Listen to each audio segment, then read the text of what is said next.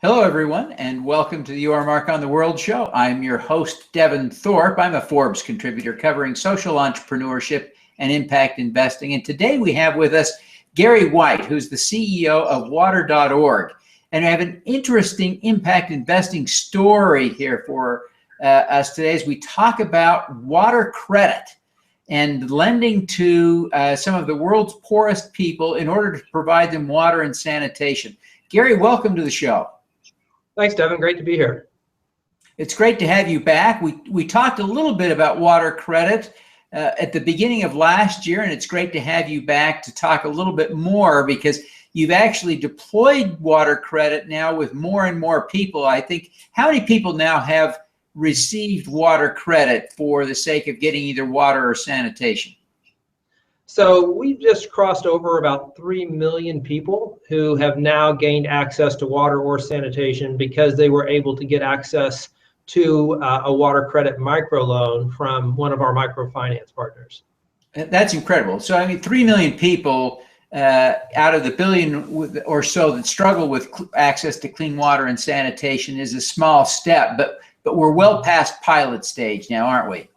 Yeah, and I think you're right, it's a massive problem. I mean, we have roughly 663 million people who still lack access to improved water supplies, and probably 2 or 3 times that number who have intermittent supplies that aren't really up to standard as well, in addition to 2.4 billion without access to sanitation. So when you're talking about those numbers, with a billion after them, you really have to look at the system change. And certainly, 3 million people is a good start, but that by itself is a pretty small dent in the problem. I think what we're seeing is that we're not just demonstrating that we can reach 3 million people, we're demonstrating some of the underlying changes that we can catalyze in the global financial system, basically, that will allow people who want to become customers and want to have water and sanitation services and are by and large are willing to pay for those services, to give them that access to capital that they need to make it happen for their home. It really does change the game potentially here, and it addresses this huge need that includes potentially billions of people by changing the way we deliver or at least finance the delivery of water and sanitation to the world's poor. And so this really is a potentially game-changing innovation. We're still in early days, but tell us a little bit about how it's working. How big are the loans? How are they being repaid? Are people diligent? Who are your partners? Just tell us some of the details here. Sure. And I think it helps to know that so many people are already paying huge amounts of their income to secure the water and sanitation services that they need. That's the starting point, because oftentimes one of the questions is, well, these people are poor. Where do they get the money to repay these loans? And the loans can be, in the neighborhood of, a couple of $100 in order to get a water connection or to build a toilet at your home. A lot of people have the infrastructure nearby them in these slums where they live, but they can't afford to pay that connection fee to be able to have the right to connect and get a water tap at their home. And so that's really where this happens. And what we do is partner with a network. I think it's about over 40 microfinance partners now that we partner with. These microfinance institutions already have lending relationships with the poor, but they don't have that in the context of water and sanitation. So we work with these MFIs to push out new types of loans for water filters, for the water connections that I talked about, for toilets, for rainwater harvesting. And then people take those loans and then get access to those services, the services that they want. So it's not top-down charity kind of supply-driven approach that's oftentimes failed because people have these services fall into disrepair. This is completely demand-driven because these folks have to repay the loans for these services that they secure. So that's really how it works. And what happens is that so many people are already paying to secure water, whether it be buying it from a water vendor that sells it in their slums for 10 to 15 times more than if they had a water connection.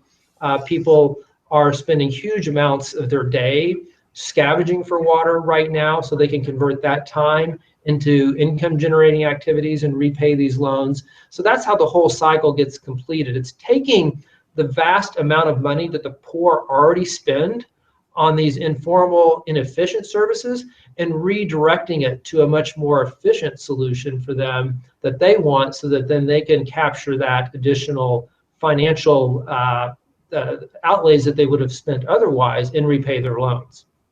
Well, the need to scale this begs the question of the sources of money, not the source of money to the consumer. We know the MFIs are providing that, but where do the MFIs themselves get the money to scale this up? Really, we're talking about two or three, I guess, three orders of magnitude roughly from the scale we're doing now. Yeah, so there does have to be a tremendous amount of capital injected into the system, and right now the MFIs, the microfinance institutions, are securing money wherever they can from commercial banks and investors. And what we see is that as a potential choke point in the system, and so that's why we have engaged social impact investors to be able to provide capital to help them scale this up. And so that was the next that we wanted to complete in kind of this financial chain. We knew that the poor would take these loans at the prevailing microfinance MFI rate and repay them at about 98 to 99%. So we knew that part of the chain would work. But this capital flowing in from the top down is what we're trying to catalyze further. And we know that there are social impact investors that if they can provide capital to something so basic as people living in great poverty getting water and sanitation, that they'll forego a market return on that capital. So what we did is we launched our WaterCredit investment fund, and with that social impact investment fund, we raised equity capital that we then are now converting into debt for our microfinance partners so that they can scale up further. And near the end of last year, we closed that fund to investors at $11 million. So we raised that much in terms of social impact capital. That's targeting a financial return of about 2% a year, which is more than most savings accounts, but it's not what you would expect. It's not what we would call a risk-adjusted return. But those investors definitely see the trade-off of the social impact that's going to have, and so they're willing to invest in that fund. And so that's kind of our start at kind of completing this financial chain upstream a bit, because we believe the social impact investing space is going to grow very rapidly, in the coming years and decades. And there's tremendous potential to inject that capital into the base of the pyramid, water finance. Sure. So now, what's the structure on this $11 million, if you can tell us? Is that going to be an evergreen fund, or is that does that sort of cycle through one batch of loans that might be a year, 18 months, and then get repaid to the investors? Great question. No, it's a closed fund. It is an equity fund. Like I said, the targeted financial return is 2%, and it's a 7-year lockup. So the life of the fund is 7 years. During that time, we'll get several turns of that capital, because most of these loans at the household level are in kind of the 18 to 24 month range. So that'll cycle through several times. The investors in the fund will get that targeted 2% dividend on their investment once a year. And then at the end of the 7 years, the bullet repayment will be made to the investors. Fantastic. I love the structure, and I'm grateful that you had the details to kind of walk us through that model, because it is interesting to see all of the different structures that are being deployed in the impact investing world.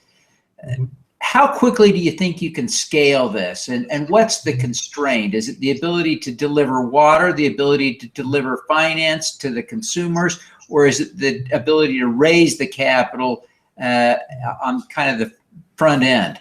Yeah, and that is something, as kind of this entrepreneurial organization that we are, and as we look into these new areas of innovation and system change, it's often challenging to figure out what will be that rate limiting factor, because the whole system is experiencing some new forces on it that it wouldn't otherwise see. Those new forces are like us drawing in microfinance institutions into the space, us drawing in impact investors. So we're pushing really hard in all fronts. And so the question is something that we grapple with here quite a bit. It's like, how much demand do we go out there and really test and generate on the part of the MFIs? Is that, tens of millions or hundreds of millions? And then if we start setting that in motion, how do we keep up with it versus the impact investors, the social impact investors? What's the supply over there? And we don't want to go out and oversell this either to them if we don't have the deal flow. And so right now, we feel that probably the most critical choke point is going to be really bringing the impact investors along on this. We feel like we have probably around $50 to $60 million in downstream demand for capital at these rates that we would provide it to the MFIs, but we don't know that we have that much supply. And so what we are doing now, we're kind of scoping out a potential $50 million fund that would be on top of the 11 million, and that'll probably look more like a debt fund as opposed to an equity fund, and it would be more of an evergreen where we would have money flowing in and out. And we think that would probably take us a couple of years to fully raise that 50 million. But that's where we're going next. We feel like that's probably a good number to aim for to keep that demand and the supply of capital kind of balanced without disappointing anybody on either end. Yeah, it is a real trick to manage all of these constraints and move the process forward.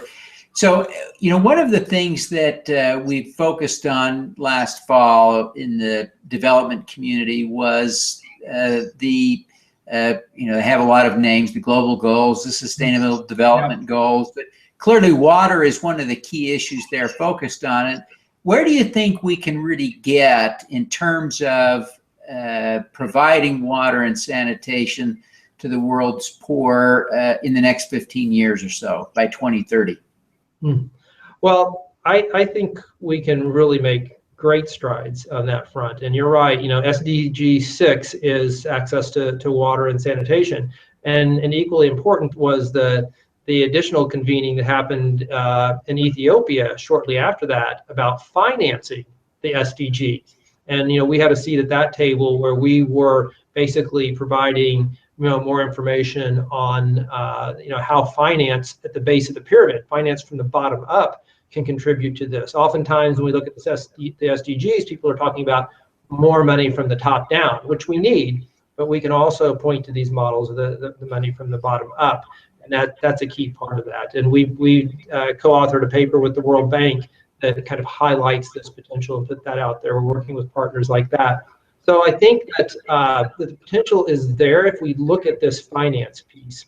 And during from 1990 to roughly 2010, another 2 billion people got access to water and sanitation in that time frame. About the same number kind of climbed out of absolute poverty. And so I think if we were able to do that in that time frame, and we're looking at applying these new tools and kind of new pressure around water and sanitation, I think in the next couple of decades we could probably get access to almost everyone in the world. That's exciting to think about reaching that goal. It is such an enabling tool to make sure that everyone has access to water and sanitation. It solves all kinds of health problems and lifestyle problems that enable people to make more money and be more productive. So it's a hugely important part of this whole sustainable development goal agenda. So yeah, I appreciate you taking a minute to share those insights. Gary, I want to just take a few minutes with you, if you would, and get some personal insights from you. You have become really a role model to a lot of people. You've been passionate and working on water for a long time now, and the progress, as you point out, has been huge. Who do you look up to as a role model? Who inspires you? Well, obviously, I get a lot of inspiration from a lot of different places. When I travel, the people I meet, the people who are trying to live day to day with these issues, and it makes our problems here seem pretty small. And the people I work with that show up every day. But I think I kind of see where you're going with your question. I mean, one of the people I think about often in terms of somebody who started with very little and accomplished a lot, and I think that's kind of what I'm looking for, is that what's that delta I can be with my life, and that's Harry Truman. I mean, Harry Truman obviously made it all the way to the president level, and he started off with very little. I live in Kansas City. Harry Truman kind of grew up in different parts of the Kansas City area. He was the last president who didn't have a college education, and was really basically a dirt poor farmer, and yet somehow he summoned all that and was able to have an impact on the world, and ended up being one of the most admired presidents in history. So I think that coming from the Midwest in Kansas City, like him, being a product of public higher education, I don't have a big pedigree in the same way that he did. And yet I think you can still, through the power of your ideas and the values that you bring to it and the character that you bring, I think he really showed that, don't underestimate him in terms of what he could accomplish. So to me, being able to turn that nothing into something is a real inspiration. That really is inspiring, and I appreciate you sharing him as an example of someone that you look up to as a role model. Certainly, he's worthy of that. I wonder, Gary, you launched this organization a long time ago. Why do you care about water and sanitation in Ethiopia or anywhere else, for that matter? Yeah. Well, I think you hit on it a little bit earlier, and that is that water really underpins everything else. And when I was an undergrad in university and was trying to figure out how to apply my engineering education, I mean, I was just really struck by this concept of lack of water and sanitation. And to me, knowing that was at one level an engineering problem, and that I was drawn in that direction, to me it was that intersection of my passion and what I saw as the world's greatest need. And to be able to spend your life focused on that, I think, is something that I just feel incredibly grateful for. And the ability to continue to innovate and pursue new ideas in terms of solving that problem, so that people could put water and sanitation in place as that first building block for a better life, so that they weren't spending hours every day scavenging for water, so they weren't paying water vendors these exorbitant amounts for water, so that they could then put all the other pieces into place. And I think if you look at the SDGs, almost all of the SDGs are cross-cut with access to water and sanitation in order to be able to achieve them. So for me, it was kind of the efficiency nerd in me as an engineer that's like, if I want to apply my life to serving humanity, it seemed like this was the place to get that biggest delta, if you will. Yeah, no, that's fantastic, and I appreciate your engineering insights to look for that opportunity to make a big difference. And I think we can all learn something from that. And that's a great segue to the next question I have for you. We ask all of our guests for an impact hack, for some tip that can help us to do more good in the world. What would you offer? I think in terms of how, impact hacked, or in terms of really taking innovation from a concept that, everybody wants to be innovative and everyone, wants to build an innovative organization. But how do you live that out? How do you put it into the culture? And that, I thought, was a great challenge for us, because we didn't want it to just be an entrepreneurial innovation organization in word only. And so what we did was create a fund, our New Ventures Fund, which is basically there to help us fund the next generation of innovative ideas, the things that we think are most promising. As a nonprofit, it's really challenging to raise philanthropy for things that aren't really clearly spelled out to donors. donors oftentimes want to see the very detailed proposal of exactly what you're going to do with that money. How many people are going to get water and sanitation, what each thing's going to cost. And we kind of flipped it around and said, hey, we've been doing this, for almost a couple of decades. We want to have an R&D fund. And so give us money to go into our new venture fund. And it's a philanthropic fund. It's not a fund that's going to give them a financial return. But fund the new venture fund, and then we will use that as a working pool of capital to be able to quickly green light new ideas that we want to test and understand if they're going to work or not. And I think that was the key, because oftentimes the funding cycle from a foundation can be 18, 24 months from the time you have the idea until the time a foundation writes the check. And anybody working in R&D and innovation know that timeline just doesn't work. So we've raised about $7 million now in that fund. We've spent a great deal of it already generating new ideas like the investment fund and water capital and water credit expansion. So that, to me, look for ways to really build in a disciplined approach to innovation, and look for ways to take the long-term view to make sure that you can put the financial resources in place to make that innovation experimentation happen.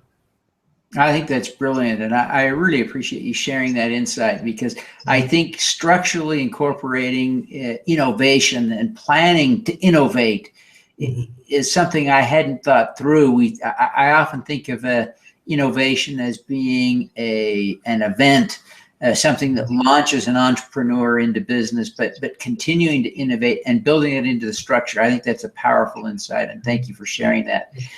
Sure. Gary, before you go, tell people how they can learn more about WaterCredit and water.org. Well, the easiest thing to remember is just info@water.org, and send us a note, and we'll give you some links. We'll answer your questions, and we can go from there. And would welcome anybody to jump on board supporting the organization, and/or investors that are out there that might be looking for a great social return and a modest financial return going forward in 2016. Fantastic. Gary, thank you very much for being with us. We wish you every success in this massive project you've undertaken. All right. Thanks, Devin.